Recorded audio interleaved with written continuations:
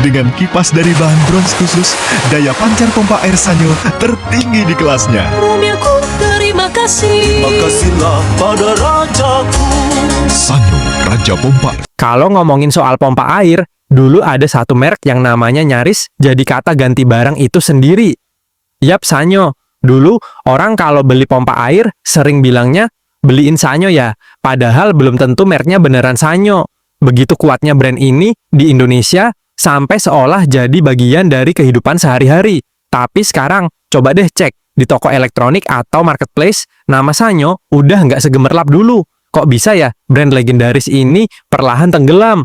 Yuk kita bahas kisah Sanyo. Dari kejayaannya sampai alasannya meredup di Indonesia. Sanyo pertama kali masuk ke Indonesia sekitar tahun 70-an. Produk utamanya yang terkenal adalah pompa air. Pada masa itu, banyak rumah di Indonesia mulai beralih dari sumur timba ke pompa listrik, dan Sanyo jadi pionir. Karena kualitasnya bagus, awet, dan gampang diperbaiki, masyarakat langsung jatuh hati. Bahkan sampai ada istilah, kalau pakai Sanyo, air pasti lancar. Branding sederhana tapi kuat itu bikin Sanyo jadi top of mind. Bisa dibilang, nggak ada saingannya yang sebanding pada masanya. Selain pompa air, Sanyo juga mengeluarkan berbagai produk elektronik rumah tangga lain, kipas angin, kulkas, AC, bahkan televisi. Namun, di Indonesia, nama Sanyo terlalu identik dengan pompa air. Orang hampir nggak ingat kalau Sanyo juga jual produk lain. Inilah kekuatan sekaligus kelemahan mereka. Di satu sisi, mereka jadi legenda karena pompa airnya. Tapi di sisi lain, brand mereka jadi sulit berkembang di segmen elektronik lain. Ketika merek Jepang lain seperti Panasonic, Sharp, atau Toshiba lebih dikenal sebagai merek elektronik serba bisa, Sanyo tetap terjebak di image pompa air. Masalah lain muncul ketika kompetitor baru dari Korea dan Tiongkok masuk ke pasar. Brand seperti Samsung, LG, sampai merek-merek Tiongkok yang lebih murah mulai merebut pasar elektronik rumah tangga. Masyarakat perlahan terbiasa dengan produk lain, apalagi ketika kualitasnya dianggap cukup bersaing dengan harga lebih rendah. Sanyo yang dulu dikenal premium mulai kesulitan mengikuti perang harga ini.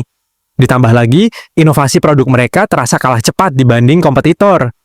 Pada tahun 2011, kondisi Sanyo makin rumit. Perusahaan asal Jepang ini akhirnya diakuisisi oleh Panasonic. Sejak saat itu, banyak produk Sanyo perlahan digantikan namanya menjadi Panasonic, terutama di sektor elektronik konsumen. Pompa air Sanyo yang legendaris pun mulai berkurang pamornya karena branding baru. Buat masyarakat Indonesia, ini jadi membingungkan. Dulu terbiasa bilang Sanyo, tiba-tiba semua jadi Panasonic. Proses transisi brand ini bikin nama Sanyo makin tenggelam. Meskipun sebenarnya teknologinya masih dipakai. Salah satu penyebab kenapa Sanyo redup adalah karena mereka terlalu kuat di satu produk. Mereka memang raja pompa air, tapi kurang sukses membangun image di produk lain. Begitu pompa air mulai banyak kompetitornya, mereka kehilangan daya saing. Sementara itu, masyarakat Indonesia lebih mudah ingat brand yang versatile. Misalnya, Sharp bisa dikenal lewat televisi, kulkas, dan mesin cuci sekaligus. Sanyo gagal membangun asosiasi luas seperti itu, sehingga pamornya pelan-pelan terkikis. Kalau dipikir-pikir, cerita Sanyo mirip dengan beberapa brand lain yang kalah branding.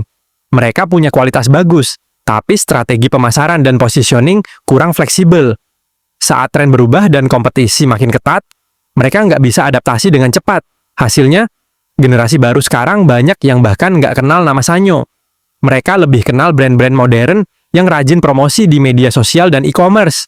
Padahal, buat generasi lama, Sanyo dulu adalah simbol keandalan. Meski begitu, nama Sanyo masih hidup di memori masyarakat Indonesia. Sampai sekarang pun, masih ada orang yang kalau nyebut pompa air, otomatis bilang Sanyo.